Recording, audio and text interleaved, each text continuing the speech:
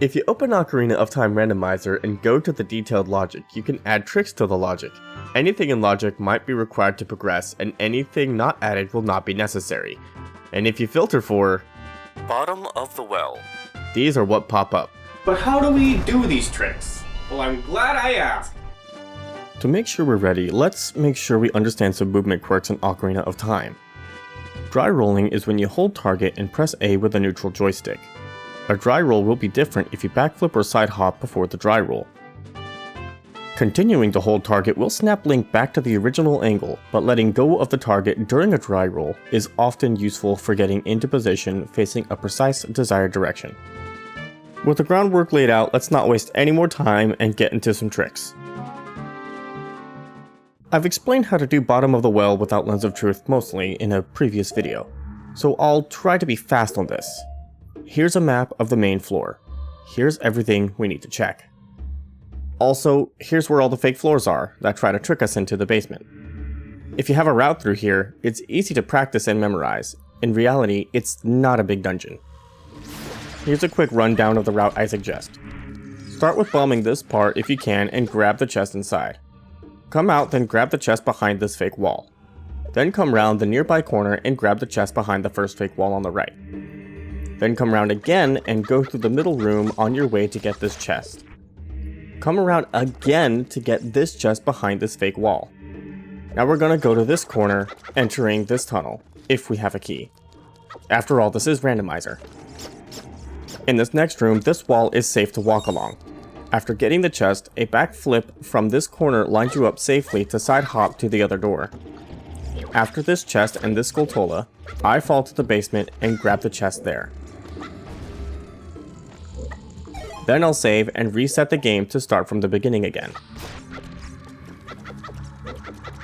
Follow the water around to this spot and drain the water with Zelda's Lullaby.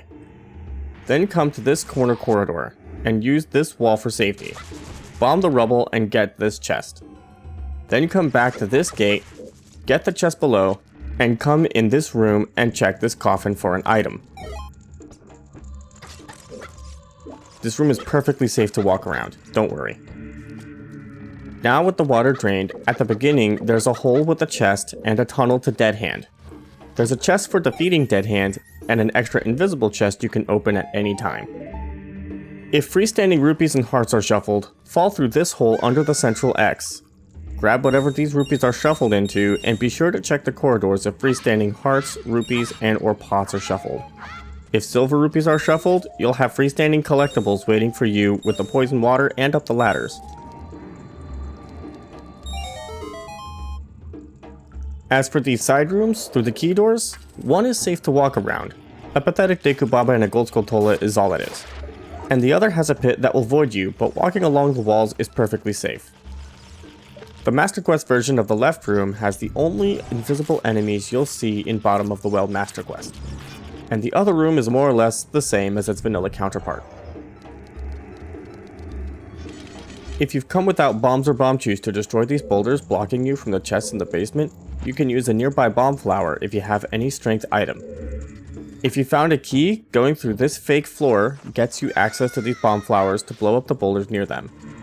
If you can't find a key, you can light a stick on fire and jump slash through the other side of the boulders to light the bomb flower.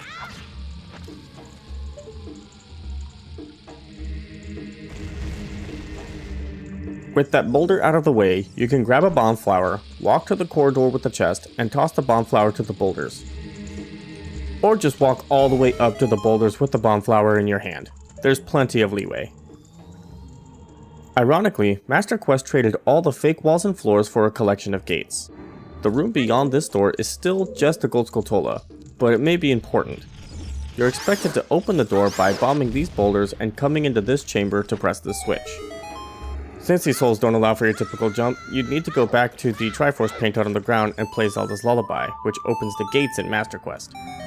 This means this Skulltula's logic will normally expect you to have both bombs and Zelda's Lullaby, but with Master Quest Jump Over Pits enabled, it will only expect you to have one or the other. You can absolutely simply side hop and use your sword or sticks to jump slash in midair to get over it, but we're not always guaranteed to have those just because we're here. So I've come up with two setups of fancy movement to get over the pit. plus the jump slash is a little risky. If you have bombs, come with at least 2 so you can bomb the blocks and bomb the Skulltula. Press a switch to open the door, then get in this corner and target this wall. Backflip, on-target and retarget, or flick your shield if you have it. Dry roll, side hop left, and dry roll and untarget. Retarget after the dry roll, side hop left 2 times. Now you can reach the door and enter the Skulltula room. If you have Zelda's Lullaby, play it to open the gates. Start in the corner next to the door, targeting this wall. Back walk until you're up against the fence. Side hop right, dry roll and untarget. Retarget, and side hop right 2 times. Congratulations! This presses the switch, which is convenient, and from here you can look at the opening, turn 90 degrees, then side hop. For safety, you can also just use the previous setup to get back. Master Quest Dead Hand Room has a key under this rubble that we can grab with Boomerang instead of needing explosives to get rid of the rubble.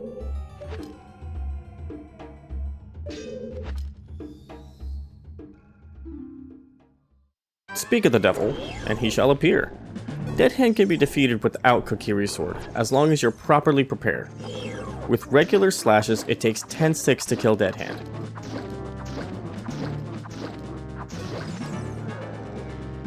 You can still do it if you enter with only 2 sticks. Target a wall, backflip, on-target and retarget, and dry roll. Jump slash with a stick in this position and it creates a broken stick that Link hasn't put away. This stick will last until you put it away or it burns away.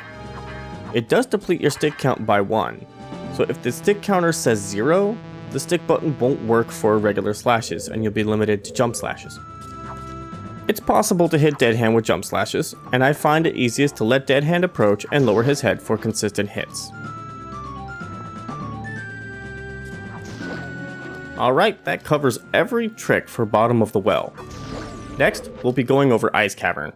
If that video is already live, there will be a link down below in the description and on screen.